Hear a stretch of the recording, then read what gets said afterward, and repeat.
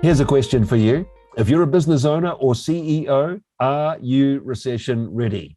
We've started every episode in this series with the same question. So are you recession ready? This session discusses step number 8, Skillset, of the SalesStar 9-step high performance pathway. And I'd like to welcome back SalesStar's founder and CEO, Paul O'Donoghue.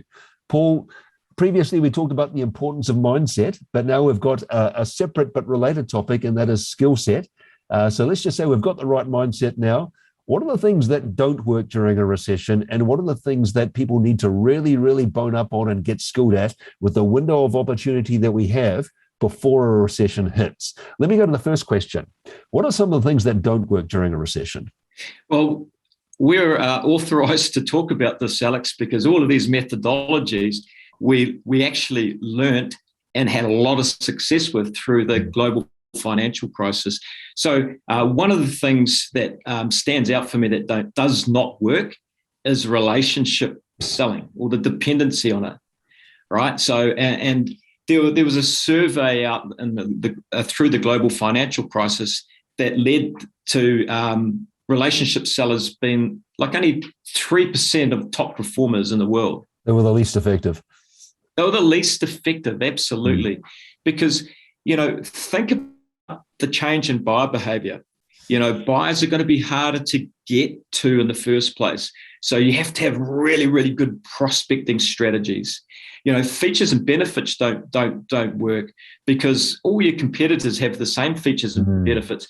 So we've got to go from selling tactically, which doesn't work, to really selling strategically. So by strategically, I mean really honing into your strategic buyer, like who owns the problem in that company. So versus tactically. Tactically would be maybe most salespeople call on a procurement officer because they're the intellectual buyer.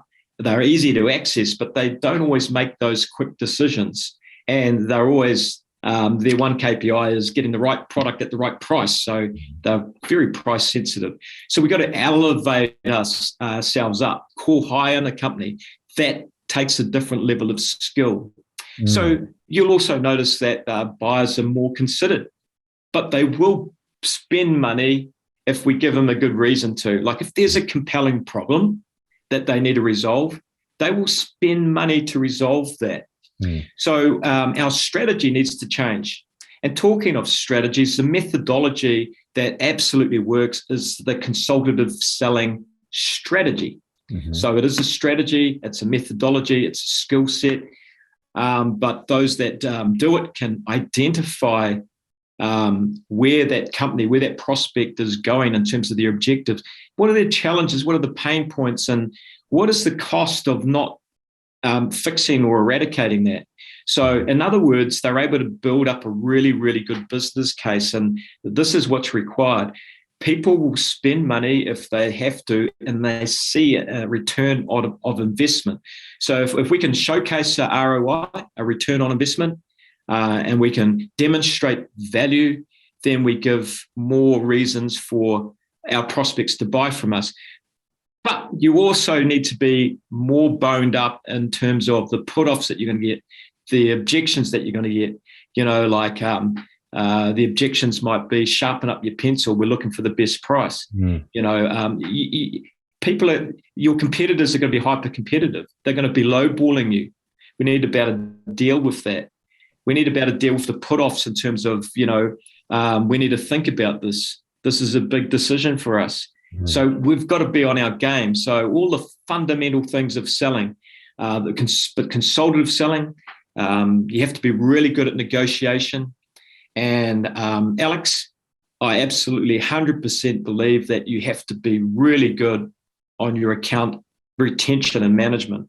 Okay, yeah, we're going to talk about that later on in our strategic moves. That is a really important point that you just raised. But if I can just summarize, there are certain things we shouldn't do. The old relationship coffee and donut calls, that doesn't work in a recession. Research actually shows that's the lowest, that's the least effective type of selling. You were just saying earlier on. Benefits, you were saying, we're too subject to comparison because everybody does the same thing. You were saying that the thing to do is to sell consultatively on the basis of value. That was a really important point, Paul. Thank you. Sell on the basis of value and being able to provide a business case to help their business to actually be better. And you mentioned negotiation. Wow, I really identify with that negotiation comment that you make, because customers are always trying to cut costs, but particularly during a recessionary climate, aren't they? Yeah, 100%, Alex, and it's a good way to erode margin.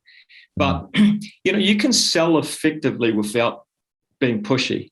So, in fact, there's a really good asset down below there. It's called Stop Selling and Start Consulting. So, if you want to bone up on your skills around consultative selling, there's a really, really good asset to download and get a ton of value from.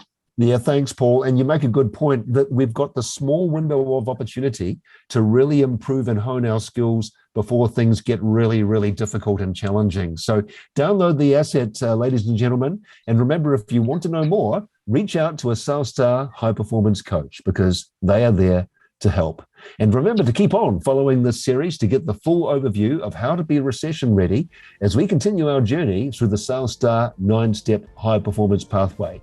Oh, and one more thing. Remember to watch out for key strategic moves later in this series. Thanks for joining us. We'll see you next time.